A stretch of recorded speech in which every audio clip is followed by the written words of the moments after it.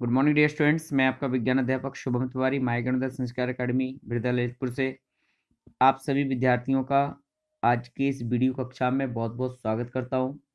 विद्यार्थियों, आज 22 दिसंबर 2020 दिन मंगलवार है और आज की इस विज्ञान विषय की कक्षा को प्रारंभ करते हुए आज का जो हमारा टॉपिक है, जो पिछली वीडियो कक्षा में मैंने उसको स्टार्ट किया था, बट उसको हो सकता है आप लोगों को समझ में नहीं आया होगा, तो इसलिए आज इसी टॉपिक को हम दोबारा से यहाँ पे अध्ययन करेंगे। और जैसा कि हम सभी जानते हैं, आज का जो हमारा टॉपिक है वो है मशीनें। सो नाउ मशीनें या यंत्र या उपकरण किन्हें कहते हैं। तो देखिए विद्यार्थियों, एक ऐसे संसाधन, कुछ ऐसी वस्तुएं जिनका उपयोग हम अपने क्रियाकलापों को सरल बनाने के लिए, कार्य करने के लिए करते हैं। जैसे अगर आपको कोई सब्जी काटना है, रसोई के सामान की बात करें, अगर सब्जी काटनी है तो सब्जी काटने के लिए किस किस चीज़ का उपयोग करते हैं हम?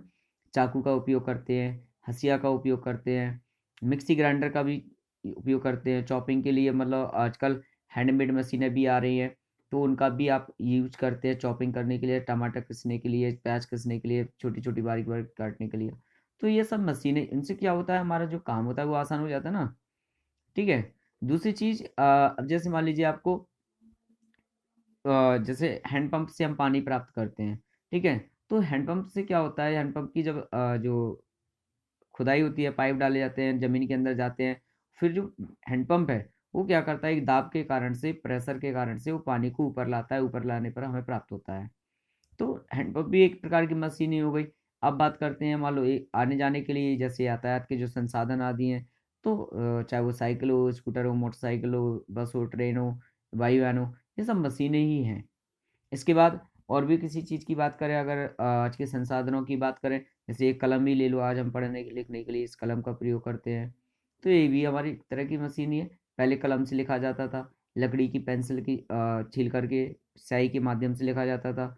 थोड़ा सा टिपिकल होता था स्याही से लिखना, बट आजकल हम इन पेनों से माध्यम से आसानी से और जल्दी लिख लेते हैं।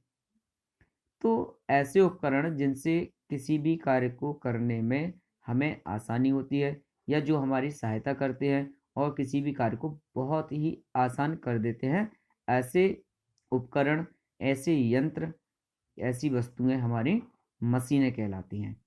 तो इसी प्रकार से देखिए, ऐसे साधन जो कार्य को सरलता, सुविधा और तेजी से करने में सहायक होते हैं, सरल मशीनें कहलाती हैं।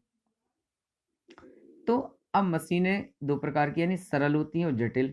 तो सरल मशीनें क्या होती हैं विद्यार्थियों? सरल मशीनों से अर्थ और आशय यह है कि ऐसी वस्तुएं, ऐसे उपकरण, एक तो जिनका उपयोग करना बहुत आसान होता है, कोई भी व्यक्ति इनका उपयोग कर सकता है, कोई भी व्यक्ति इन वस्तुओं को, इन यंत्रों को, इन मशीनों को, उपकरणों को चला सकता है, ऑपरेट कर सकता है। तो तथा दूसरी ओर ऐसी वस्तुएं, ऐसी मशीनें जिन्हें हम एक स्थान से दूसरे स्थान पर आसानी से ले जा सकते हैं, ऐसे यंत्र, मशीनें सरल मशीनें कहलाती हैं। दूसरी ओर अगर बात करें जटिल मशीनों की, तो जटिल मशीनें क्या हैं?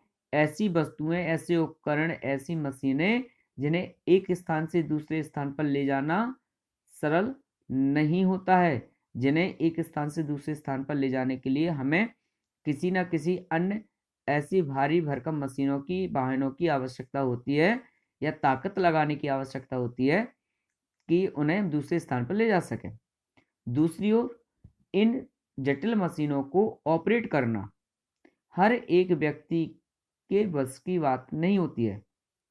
अर्थात कहने का तात्पर्य है कि इस प्रकार की मशीनों को चलाने के लिए, ऑपरेट करने के लिए हमें इनके बारे में जानकारी करना बहुत ज़रूरी होता है।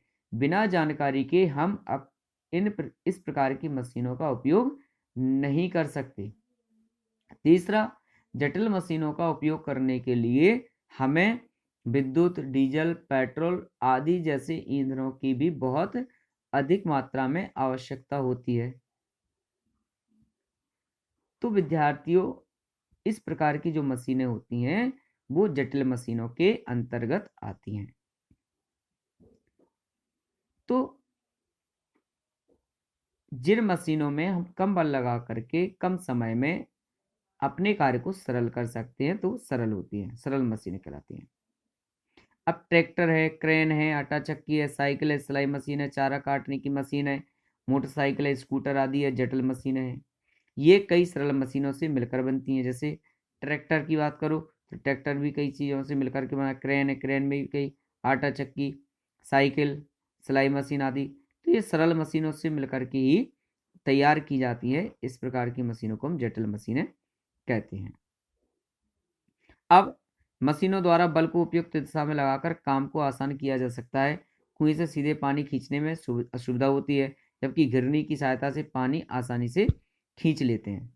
अतः मशीनें हमारी सहायता कैसे करती हैं? तो आइए जानते हैं। एग्जाम्पल है कि अगर आप डायरेक्ट बाल्टी कुएं में डाल दीजिएगा और हाथ से खींचिएगा तो आपको वेट लगेगा, बहुत वजन लगेगा, ऐसा लगेगा भारीपन लगेगा। जबकि वही बाल्टी को जब हम घिरनी पर रस्सी डाल करके चढ़ा करके खींचते हैं तो हमारे लिए खींचना आसान होता है। क्यों? क्योंकि जो बल है, तो इसके पहले जो हमने जो बल का टॉपिक पढ़ा था, यानी बल को जिस दिशा में लगाना है, जिस दिशा में आवश्यकता है, अगर उस दिशा में आप बल को लगाते हैं, सही तरह से लगाते हैं, तो इस प्रकार आपके द्वारा लगाया गया बल अधिक कार्य आएगा। और जब वही बल किसी विपरीत दिशा में लगता है तो हमें अधिक लगाना पड़ता है।